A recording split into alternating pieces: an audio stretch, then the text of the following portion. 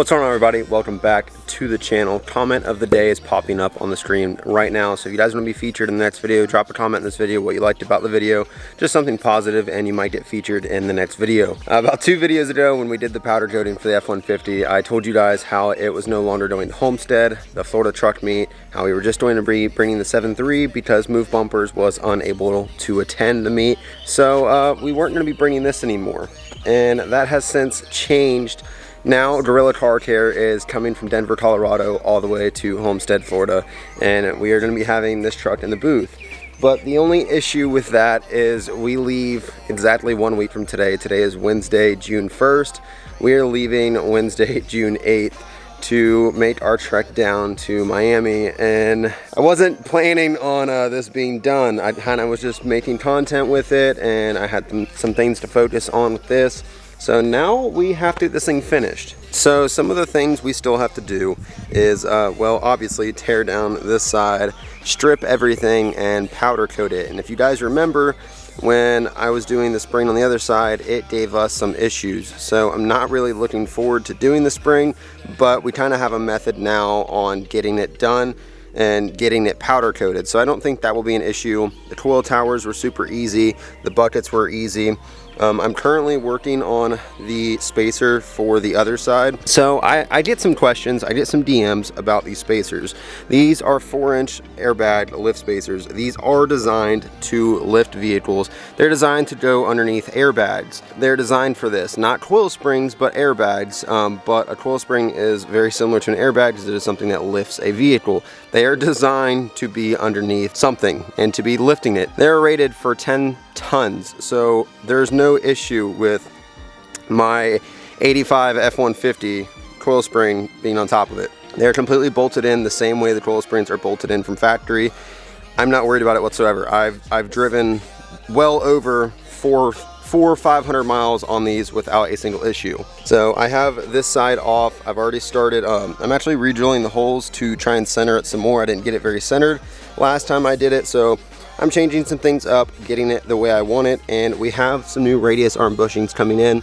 I have some 7-3 bushings because if you see our track bar here, it's kind of hitting the mount. That will help turn our axle a little bit, kind of help with our pinion angle and help with our track bar angle as well as our steering angle. I was going to be doing high steer, but now we are taking it to Miami, so that is getting pushed on the back burner, going to hook the steering back up the way that it was. Now I'm going to throw you guys up on the tripod. I'm going to get that spacer completely finished. Go ahead, start getting the powder coat stripped off of it. Then I'm going to be pulling off the suspension off this side and stripping all the powder off of it. You guys are just going to get to see all that, and then we'll be spraying some powder. We're going to be doing the polished aluminum, bake it at part temperature, 375, and then the shocker yellow, part temperature, 400 degrees for 10 minutes. We got a lot of stuff to get done in a very, very little amount of time.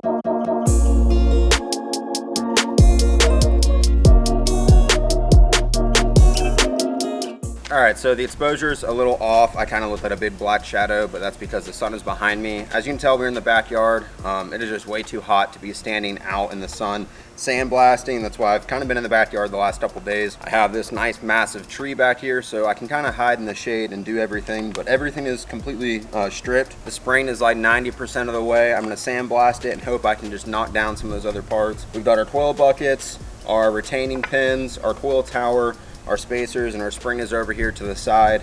I'm going to be sandblasting all this, and some of you guys commented on my sandblast video when I made my sandblasting done, and you guys pointed out something I didn't know, and that is that sand dust can cause silicus, I believe is what it's called, or I might be pronouncing it wrong, but it's basically lung disease from inhaling dust particles which are created by sand. I never knew that. I've inhaled sand my entire life. I actually grew up in the middle of Florida where orange groves were. If you know anything about the South, you're surrounded by sugar sand. Constantly growing up, dust clouds from vehicles when it's dry, playing in dirt and everything like that, and I never knew about this disease, but you guys brought it to my attention that I was sandblasting without a mask. So I actually got a dust and particle mask from Harbor Freight just to be using with this. I've been using just safety glasses and I still get pelted in the face. So I picked up this big face shield from Harbor Freight. And then what I have, this little wind buff right here. This is from Salt Armor, but you can pick these up just about anywhere anymore. I'm gonna be using this to pull actually up over top my head because when you're sandblasting, the sand goes everywhere. It goes in your ears, it goes in your hair, and you'll be in the shower at night trying to get all the sand out of your hair, out of your eyebrows, it falls down in your eyes. So I'm gonna pull this up over top of my head to keep the sand out of my hair. This will protect my entire face. I won't be inhaling any more dust particles. I will be wearing gloves to protect my hands. You could wear a long sleeve shirt and some pants, but it is like 94, 95 degrees outside right now. So if I put on a long sleeve shirt and pants, I would pass out. So I'm gonna go ahead, sandblast all of this. If you are curious on what sandblasting done I'm using, click right up here. There'll be a little tag that will go to my sandblasting video. So go check that out, and you can do at-home sandblasting if you're wanting to do any DIY powder coat or painting or anything like that. This really comes in handy.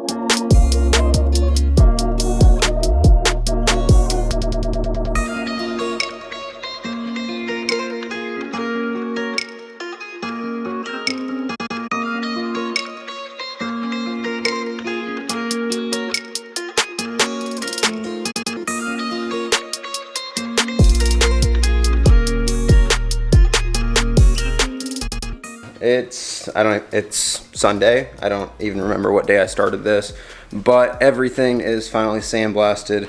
I'm going to pre-bake our spacers, our coil buckets, our coil retainers, and our coil tower. Go ahead, pre-bake those at 375 for 10 minutes. Go ahead, let them outgas a little bit, and that way I can hot flock them so our powder sticks better. Because I don't have a great ground, because I don't have a grounding rod, I'm just working off the ground, off the Eastwood gun. So it's not the best ground, but it will work. But I'm gonna go ahead, outgas these 375 for 10 minutes, and then I will be spraying those. While I'm spraying them with the polished aluminum, the spring will be in the oven outgassing at 375. I'll probably do it for 15 minutes because it's a lot thicker, so to get that heat all the way through it. and then I'm just gonna swap. So I'll spray all of this right here, and while I'm spraying it, the spring will be in the oven. When I pull the spring out, I'll spray it, and then I'll switch over my powder to the Shocker Yellow. When these come out, they'll get sprayed, spring will go in. When the spring comes out, it'll get sprayed, and they'll go back in the oven. Then just switch them until they're done. So hopefully this is the last time doing any of this. I've got some radius arm bushings right there that are going in the truck. That'll be next video, and then the video after, well, probably in that video is when we'll put everything back on the truck and get it on the ground. I wanted to have the truck on the ground today. Just yesterday did not work out right, so I did not get a lot done Saturday. Lunchtime margaritas were not my friend, and yeah, so truck got put off, but we should be able to get everything powder coated today and get everything on tomorrow.